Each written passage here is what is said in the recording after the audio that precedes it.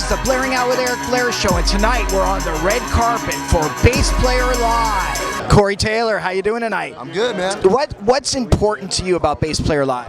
I think the fact that, you know, I think the misconception is that the bass player just kind of fills in the blanks between the guitar and the drums and everything, where to me the bass playing has always been a vital part of it. You know, it lays so much of the foundation down for everything that sits on top of it, but at the same time lays so much of the body and the feel of it, you know. So the fact that we're finally honoring Geezer Butler this way, like I'm ecstatic. I'm just really happy to be here. How is your book, A Funny Thing Happened on the Way to Heaven? It's doing really well, man. You know, like people are picking it up, and it comes out on paperback next year, like early next year, I think. And yeah, it's doing really well. Tell me about Kings of Chaos. All right, that's a band that's been around for a while, man. They've been around for about 20 years, and they asked me to do some shows with them, and it's going to be pretty cool. It's basically Guns N' Roses from '93, me, Steve Stevens, Glenn Hughes, Joe Elliott. I mean, it's gonna be pretty rad. Are you guys gonna record?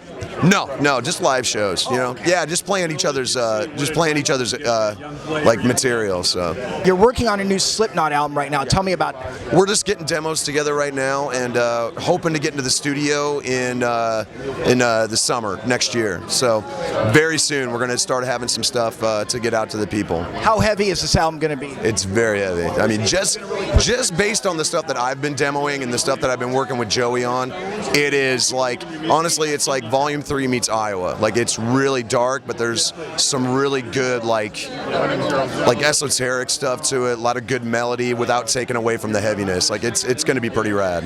Getting back to your book, it's a spiritual journey, correct? Kinda, yeah. I mean, it's essentially about, you know, the experience that I've had with the paranormal and stuff, and trying to figure out what it is from my point of view, you know. And I've never been happy with the things that I've read and seen on television. So this was me trying to figure it out from like a completely different standpoint. What do you, in light of that, what do you think of Christianity?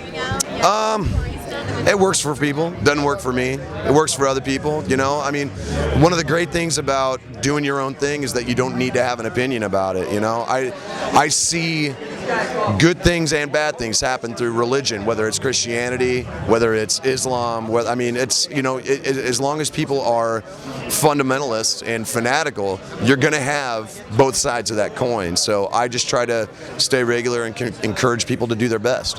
What brings you the most peace in your life right now? Being with my kids, basically. That's what makes me happy. Would you ever do record an album with Slash and you know, Duff and Matt? Oh yeah, man. If they asked me, I'd totally be there. You know, I mean, they're great dudes.